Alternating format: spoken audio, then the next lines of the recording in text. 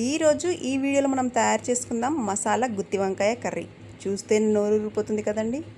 మరి ఇది ఎలా తయారు చేయాలో, దీనికి కావాల్సిన పదార్థాలు ఏంటో ఈ వీడియోలో చూసేద్దాం పదండి.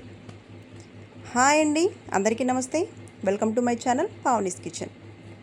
ముందుగా వంకాయల్ని క్లీన్ చేసి వాటర్ పోయేంత వరకు పక్కన పెట్టేసుకోండి. ఇప్పుడు వీటి తోకల్ని కట్ చేసుకొని 4 ముక్కల లేదా కాస్త పెద్దగా ఉంటే 6 ముక్కలుగా కట్ చేసుకొని పక్కన పెట్టేసుకోండి. ఎందుకంటే వీటికి వాటర్ ఉంటే కనుక మనం దీన్ని ఫస్ట్ ఆయిల్లో వేపుకోవాలి, కాబట్టి వాటర్ ఉంటే కనుక చిట్లుతుంది ఆయిల్లో వేస్తే. కాబట్టి ముందుగానే కడుక్కోండి. మనం కట్ చేసిన తర్వాత వాటర్లో వేయాల్సిన పని లేదండి. ఇప్పుడు వీటన్నింటినీ ఇలానే కట్ చేసుకొని పక్కన పెట్టేసుకోండి. ఇప్పుడు స్టవ్ వెలిగించుకొని స్టవ్ పై కడాయి పెట్టేసుకోండి. కడాయి పెట్టేసుకొని వీటిని వేయించుకోవడానికి సరిపడా ఆయిల్ని కూడా వేసేసుకోండి. కాస్త కొద్దిగా ఆయిల్ ఎక్కువగానే పడుతుంది. మనం ఏవైతే కట్ చేసి పెట్టుకున్న వంకాయలు ఉన్నాయో ఆ వంకాయలన్నింటినీ ఈ ఆయిల్లో వేసేయండి. ఇవి కాస్త రంగు మారుతాయి, బ్లాక్ అయిపోతాయి, కాస్త బ్లాక్ కలర్కి వస్తాయి. నో ప్రాబ్లం అండి. కర్రీ వండేటప్పుడు మళ్ళీ యథావిధిగా గ్రీన్ కలర్లోకి వస్తాయి. ఇలా వేయించేసుకోండి.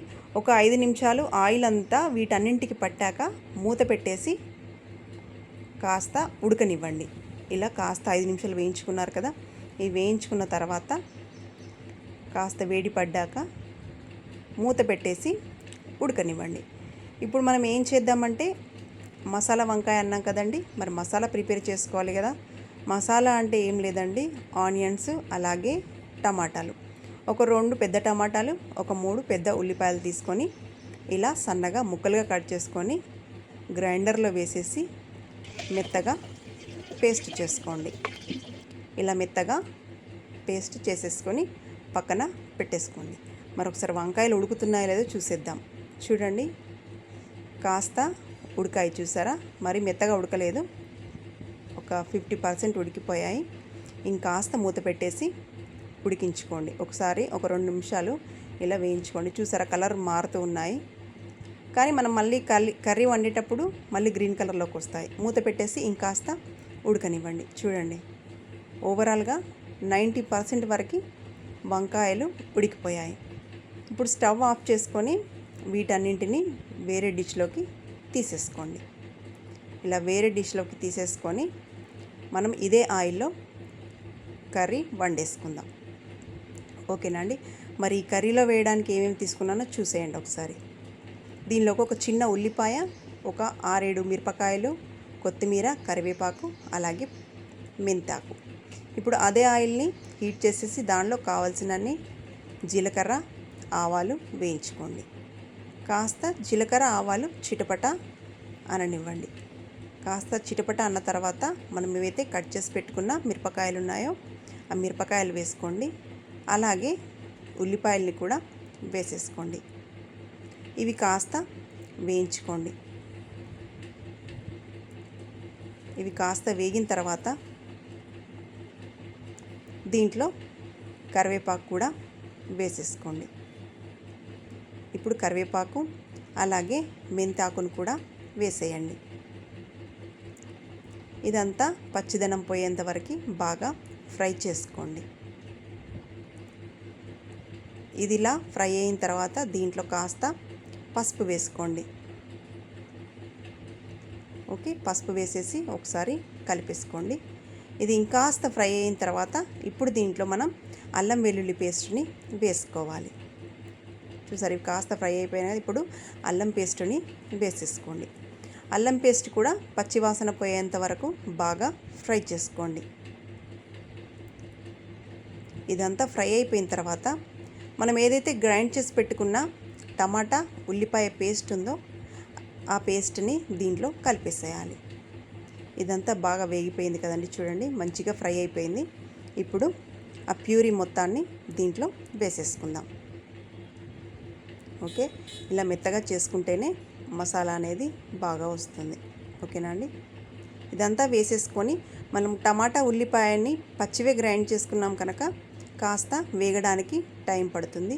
ఒక 5 నిమిషాల పాటు స్టవ్ని మీడియం ఫ్లేమ్లో పెట్టేసుకొని బాగా వేయించుకోండి. ఇదంతా కాస్త తొందరగా వేగాలి అంటే మనం ఉల్లిపాయలు వేగాలంటే ఉప్పు వేసుకుంటాం కదండి ముందుగానే. ఇది ఉల్లిపాయ పేస్టే కాబట్టి కాస్త ఉప్పు వేసేసుకోండి. కర్రీకి సరిపడా ఉప్పుని మొత్తం వేసేసుకోండి. ఉప్పు వేసేసి ఇప్పుడు ఇంకొక 5 నిమిషాల పాటు బాగా వేయించుకోండి. నూనె పైకి తేలేంత వరకు బాగా వేయించుకోండి. నూనె పైకి తేలిందంటే ఉల్లిపాయ పేస్ట్ వేగిపోయినట్టే.